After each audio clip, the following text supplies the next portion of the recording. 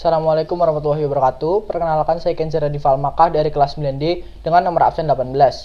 Hari ini saya akan membuat video ujian praktik mapel pendidikan kewarganegaraan. Saya akan menjelaskan tentang penyebab keberagaman ras di Indonesia dan upaya menghadapinya. Indonesia tidak hanya terkenal akan kekayaan budaya dan bahasanya saja, namun Indonesia juga terkenal akan keberagaman ras dari masyarakatnya. Walau begitu, keberagaman ras tidak hanya terjadi di Indonesia saja, melainkan di seluruh dunia.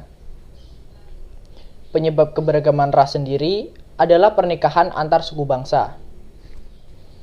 Menurut Kamus Besar Bahasa Indonesia atau KBBI, ras merupakan pengelompokan atau penggolongan masyarakat berdasarkan kesamaan ciri fisik. Dalam situs Kementerian Pendidikan dan Kebudayaan atau Kemdikbud, kata ras berasal dari bahasa Latin yakni radix, memiliki artian sebagai asal atau akar. Jika melihat definisi ras dalam KBBI, memang benar adanya jika pengelompokan ras didasarkan pada ciri fisik manusia. Contohnya adalah bentuk badan, warna kulit, bentuk wajah, bentuk hidung, bentuk tulang pipi, dan lain-lain. Menurut Afnan Fuadi, dalam buku Keragaman dalam Dinamika Sosial Budaya, Kompetensi Sosial Kultural Perekat Bangsa tahun 2020, ada 4 kelompok pembagian ras di Indonesia, yakni Malayan Mongoloid, Melanesoid, Asiatik Mongoloid, serta Kaukasoid. Yang pertama, ras Malayan Mongoloid. Biasanya penduduk dengan ras Malayan Mongoloid itu bertempat tinggal di Sumatera, Jawa, Bali, Nusa Tenggara Barat, Sulawesi, dan juga Kalimantan. Ciri utama dari ras Malayan Mongoloid adalah memiliki kulit yang berwarna kuning langsat hingga kecoklatan serta bermata besar. Yang kedua ada ras Melanesoid.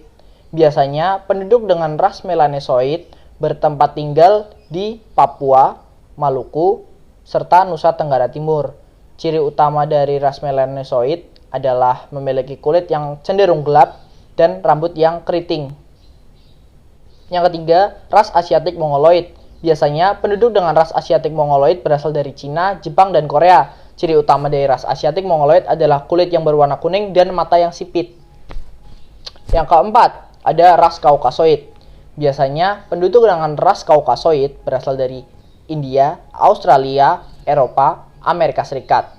Ciri utama dari ras Kaukasoid adalah warna kulit yang agak kuning atau putih dan hidung yang mancung. Lalu, apa penyebab utama dari keberagaman ras di Indonesia?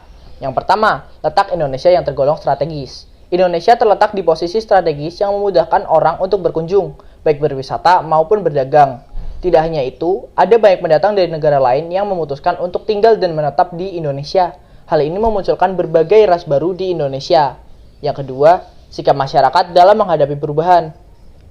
Ada masyarakat yang setuju dengan adanya perubahan, namun ada pula yang tidak setuju dengan adanya perubahan.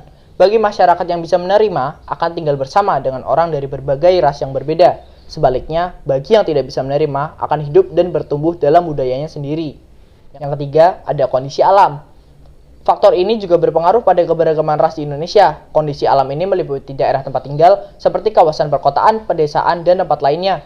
Tidak hanya berpengaruh pada keberagaman ras, hal ini juga berpengaruh pada keberagaman mata pencaharian, kebudayaan, dan lain sebagainya. Yang keempat, ada luas wilayah serta kondisi negara yang berbentuk kepulauan. Dua hal ini sangat berpengaruh pada keberagaman ras di Indonesia, karena Indonesia memiliki luas wilayah yang besar dan kondisi negara Indonesia yang berbentuk kepulauan, turut mendukung keberagaman ras di Indonesia. Untuk menyikapi keberagaman ras dan suku yang ada di sekitar kita, juga melestarikan budaya daerah, serta untuk mendukung persatuan dan kesatuan, ada beberapa hal yang dapat kita lakukan, antara lain. Yang pertama, ikut berpartisipasi dalam kegiatan pelestarian budaya. Yang kedua, mempelajari budaya daerah. Yang ketiga, mengajarkan kebudayaan pada generasi penerus sehingga tidak musnah. Yang keempat, mencintai budaya sendiri dibandingkan budaya dari negara lain. Tentu saja, menggunakan bahasa daerah, menumbuhkan sikap toleransi terhadap budaya antar suku bangsa. Sekian penjelasan dari saya, semoga bermanfaat dan dapat dipahami. Maaf jika ada salah-salah kata. Wassalamualaikum warahmatullahi wabarakatuh.